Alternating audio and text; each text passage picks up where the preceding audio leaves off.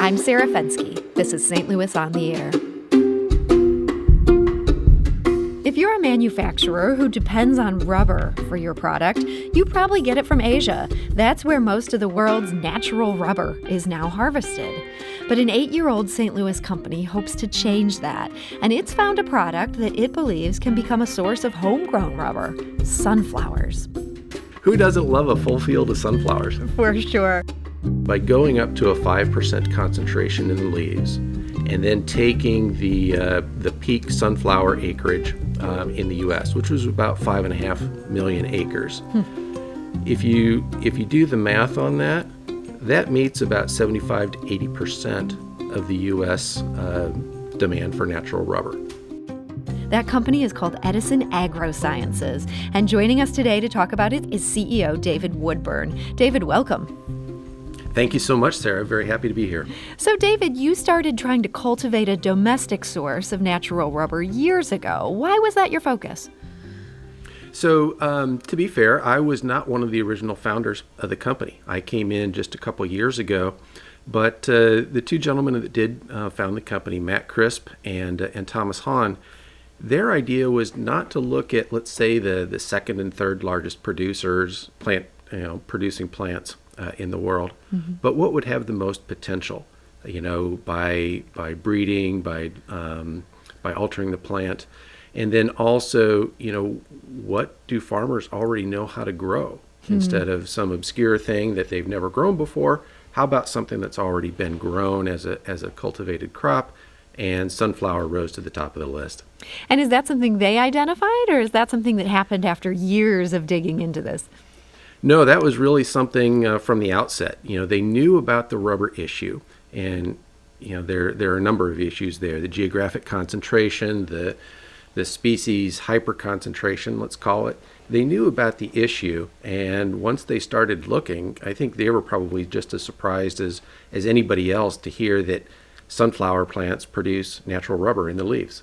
Yeah, that seems so surprising to me. So this is coming from the leaves. How does a sunflower have to be changed or modified in order to be a truly good source of natural rubber? So that's kind of what we're figuring out. We've done variety trials here in St. Louis where we plant, it was actually 121 different varieties of sunflower and measured the rubber content in each one of those. And what we found is that there were some that produced at 0.2% in the leaves, and some that produced at about 1.8%.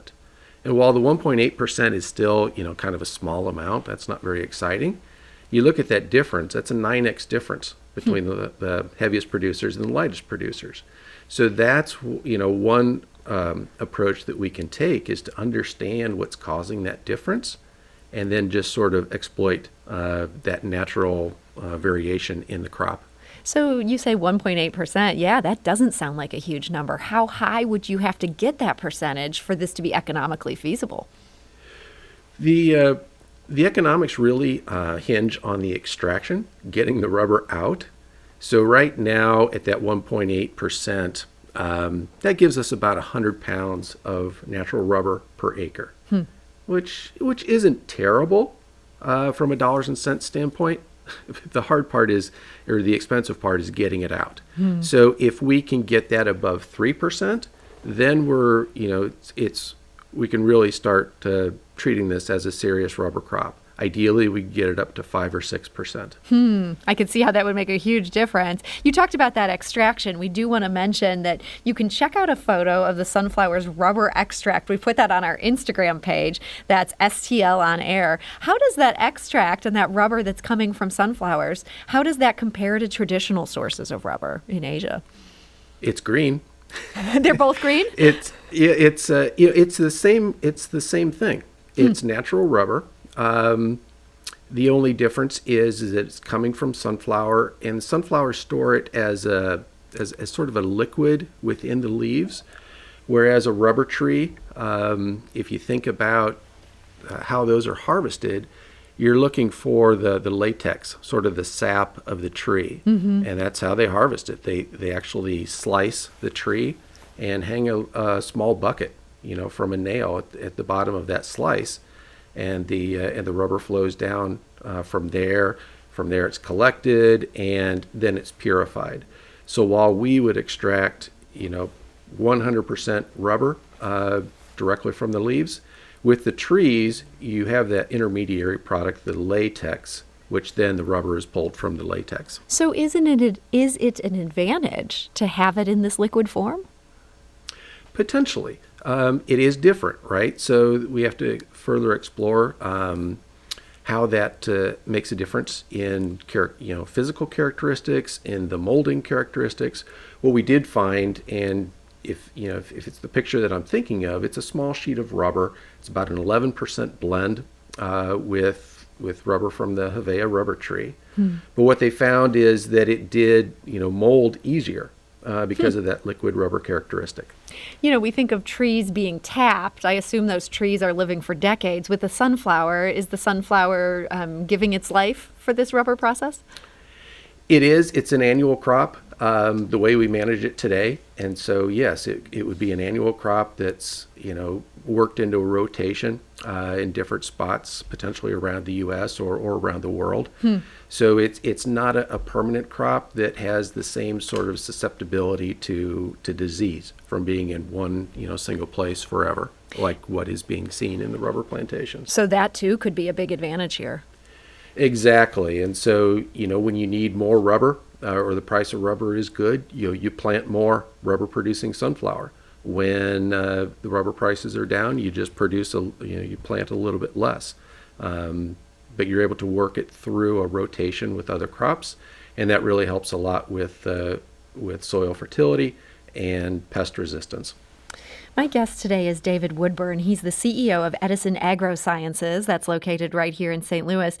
David, some really good news. You recently won a $1 million contract from the Defense Advanced Research Projects Agency. That's apparently part of the Department of Defense.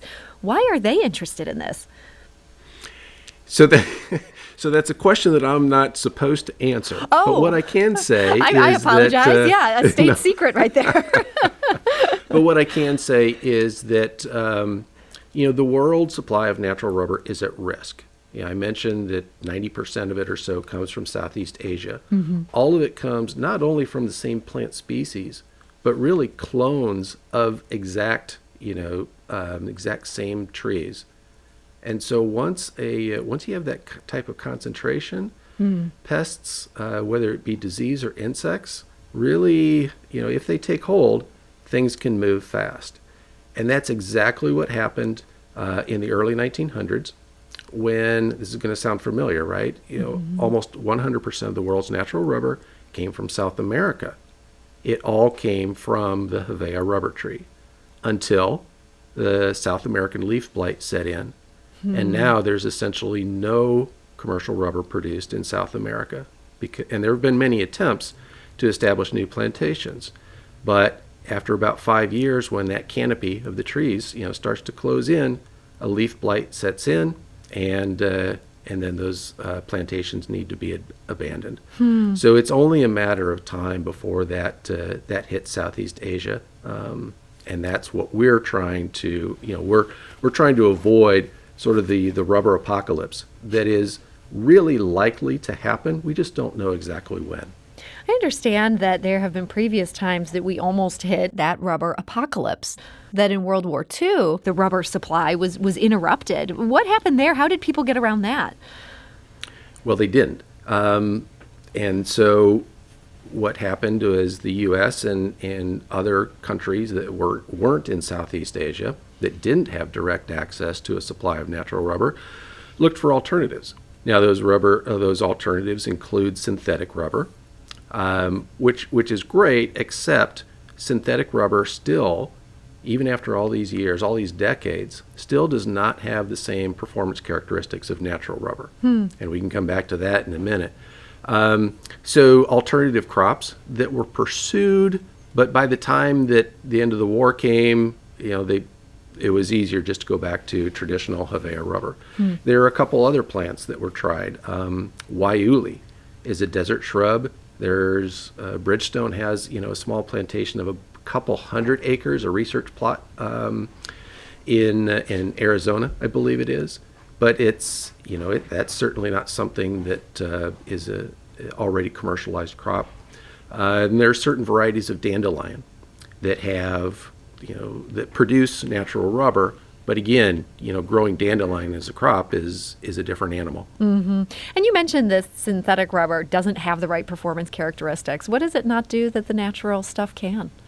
So there's a certain abrasion resistance and wear resistance, compression resistance that natural rubber has that hasn't been matched by synthetics. And as a recovering engineer, I mean, I'm kind of surprised by that, but that is indeed true. So when you look at different applications, so let's say, I drive a four-door sedan, it's nothing exciting. The tires for that vehicle are probably maybe 30% natural rubber. However, let's look at aircraft tires. Those are always 100% natural rubber. And, so you can kind of imagine why some people would be interested in the supply of natural rubber. Mm-hmm. It's what yes, we could use synthetic rubber, but who wants to fly on a plane where the tires are pretty good? They're almost as good as what they used to be, or to have a fighter pilot land someplace and say, yeah, you know what, these tires are pretty good. They're almost as good as what they could be.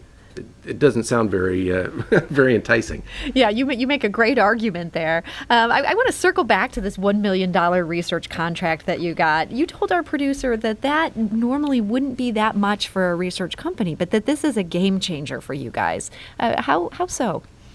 Well, because Edison Agrosciences, to be honest, is only 3 people at this stage.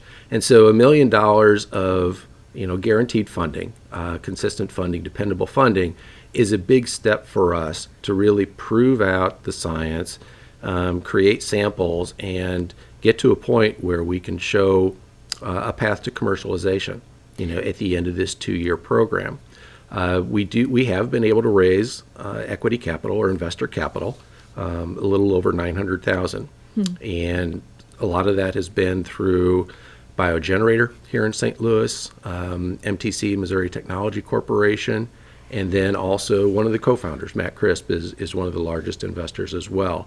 But this really gives a boost to us and me as CEO, to be able to plan for the company and being able to make progress without spending all my time figuring out where the next dollar is going to come from. So at the end of this 2-year contract, how close do you hope to be to bringing this to market?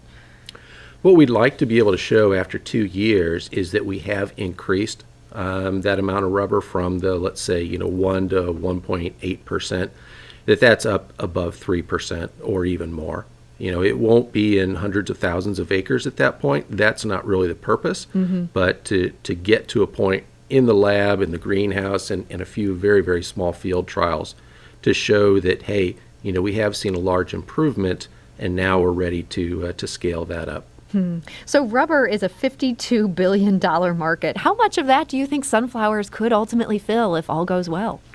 Yeah, so that's actually a question that I get a lot. And the calculations that we've done, by going up to a 5% concentration in the leaves, and then taking the peak sunflower acreage in the U.S., which was about 5.5 million acres. If you do the math on that, that meets about 75 to 80% of the U.S. Demand for natural rubber. Wow. I mean, so this could be a huge source. It could be a huge source, and that's U.S. demand alone. And the important point is you can still, it's still natural rubber. You can mix it with imported natural rubber. You could potentially mix that with synthetic rubber as well. It just really, really stretches the availability of natural rubber supply. Well, this is really exciting work, and I also love that the byproduct might be more fields of sunflowers. How exciting would that be? Who doesn't love a full field of sunflowers? For sure. Well, David Woodburn, CEO of Edison Agrosciences, I want to thank you so much for joining us today and wish you the best of luck. Thank you so much, Sarah. It was a pleasure to be here. This is St. Louis on the Air on St. Louis Public Radio, 90.7 KWMU.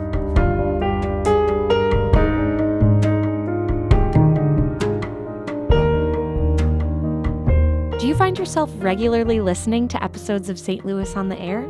Suggest us to a friend you think might enjoy our conversations. And leave us a review and rating on Apple Podcasts on the App Store. It's the simplest way to help people discover our show. Thanks.